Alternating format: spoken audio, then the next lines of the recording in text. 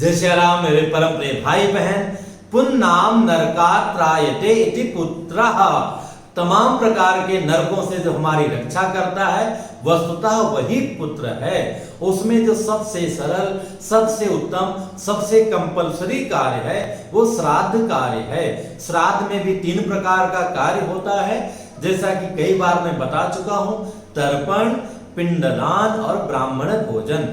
ऐसा ही नहीं है कि अगर आप श्राद्ध कर रहे हैं तो केवल पितरों की तृप्ति होती है, उनको ही पुण्य मिलेगा, आपको कोई पुण्य फल की प्राप्ति नहीं होगी। ऐसा नहीं है। देव कार्यों से भी बढ़कर के पितृ कार्य में हमें पुण्य फल की अवश्य अवश्य अवश्य ही प्राप्ति होती है।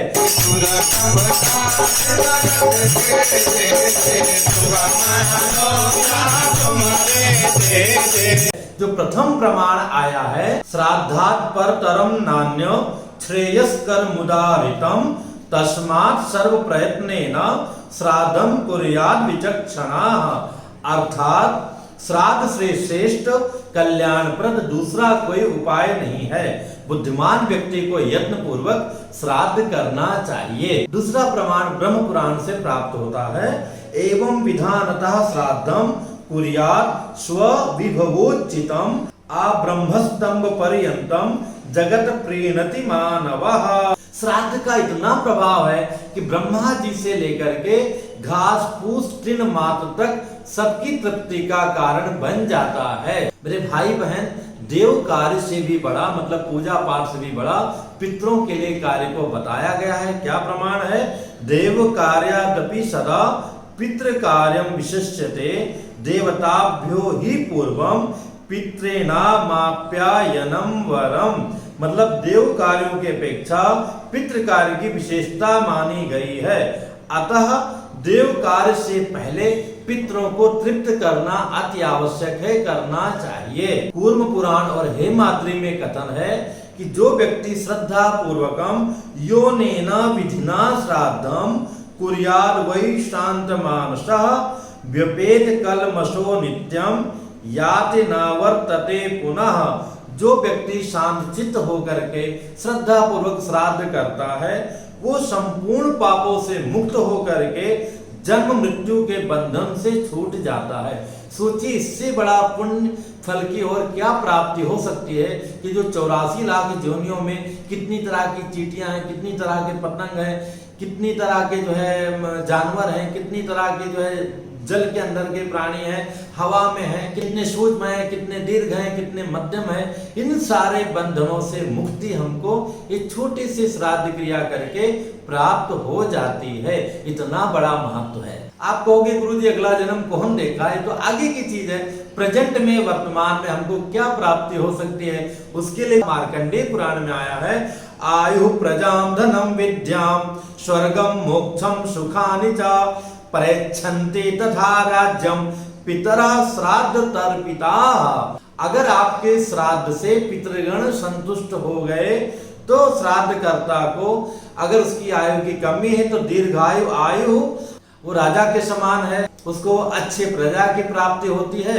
आजकल कोई कंपनी का मालिक है तो अच्छे उसको वर्कर प्राप्त होते हैं। विद्या तो सबसे उत्तम है, विद्या ज्ञान नॉलेज उसको मिलता है। स्वर्ग की इच्छा है तो ऊपर वाला स्वर्ग तो अलग, इस पृथ्वी लोक का भी स्वर्ग उसको प्राप्त होता है। सुख मिलता है, मोक्ष की प्राप्ति मिलती है। अब और बचा ही क्या है? किससे? ये श्राद्ध कर्म करने से। इतना बड़ा महत्व है। यहां तक लिखा हुआ है उपदिष्टानुमंता चा लोके तुल्य फलो स्मृतो। जो व्यक्ति श्राद्ध कर रहा है, आपने कहा कि भैया बहुत अच्छा कर रहे हो, ये करना चाहिए, आपको भी फल की प्राप्ति हो जाती है। जो व्यक्ति प्रेरणा देता है कि नहीं श्राद्ध कर्म बहुत ही उत्तम है, उसको भी श्राद्ध की फल की प्राप्ति होती है। जय जय श्री राम, कुछ ना कुछ तो मेरे राम जी के भी हिस्से में आएगा। लेकिन तब जब आप लोग करेंगे, श्राद्ध का इतना बड़ा फल है कि गोत्रन्नो वर्धन्ताम, हमारी कुल की परंपरा, हमारा बच्चा, उसका बच्चा, उसका बच्चा, वो परंपरा चलती रहती है। दातारो नो भी वर्धन्ताम, हम दानी बनते हैं। हमारे परंपरा में जो भी जन्म लिया वो देने वाला बना। देने वाला तभी बनेगा जब उसके पास होगा, उसको किसी के सामने याचना करनी नहीं पड़ती है, अपितु जो लोग उससे सहयोग मांगने आते हैं उसको जो है सहयोग देता है। इतने सारे फल हैं, पर इसकी प्राप्ति कैसे होगी? जब हम श्रद्धा पूर्वक, विश्वास पूर्वक और वित्त साठ्यम न समाचरेत। वित्त साठ्यम मतलब जिस प्रकार की हमारी कंडीशन है, जैसे हम जिस प्रकार से भोजन करते हैं, जिस प्रकार से अपने बच्चे का जन्मदिन मनाते हैं, जिस प्रकार से हम और कार्य करते हैं, जो भी हमारा बजट है उसके अनुरूप हमें श्राद्ध कर्म अनिवार्य रूप से अवश्य करना चाहिए। श्रद्धया पितॄन उद्दिश्य विधिना क्रियते यत् कर्म तद श्राद्धम।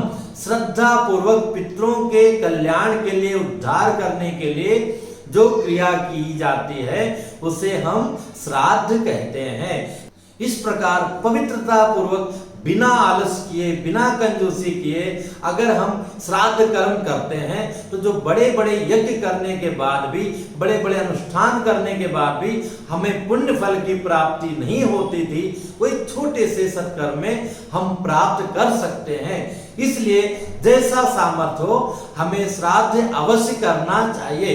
कई बार सांसारिक कार्यों में वास्तव में हम व्यस्त हैं, समय नहीं निकाल पा रहे हैं, तो आपको कुछ भी करने की विशेष अलग से आवश्यकता नहीं। हाँ, तर्पण आपको अवश्य करना चाहिए। आपको नहीं पता है, इस लिंक को टच करके देखिएगा, 10 मिनट का कार्य है। स्वयं तर्पण आप कर सकते हैं। तर्पण आपने कर लिया तो 2 भाग बचा, श्राद्ध और ब्राह्मण भोजन।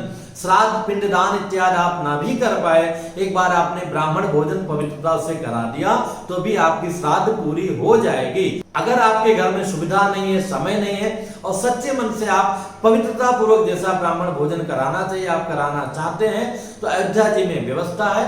आप चाहेंगे तो इस नंबर पे आप मैसेज करेंगे, हमारे शास्त्री जी आपसे बात कर लेंगे। जिस दिन आपके पिताजी की तिथि होगी उस दिन वहां व्यवस्था हो जाएगी। इससे संबंधित जो प्रश्न हो कमेंट्स कीजिएगा, बताने का प्रयत्न करूंगा। फिर मिलूंगा एक नई जानकारी के साथ में। जय सिया राम। ओम शिव शंकर बम भोले भोले, शिव शंकर बम भोले भोले, ओम शिव शंकर बम भोले भोले, ओम शिव शंकर बम भोले। क्यों मेरा मनवा बोले, क्यों मेरा मनवा बोले, क्यों मेरा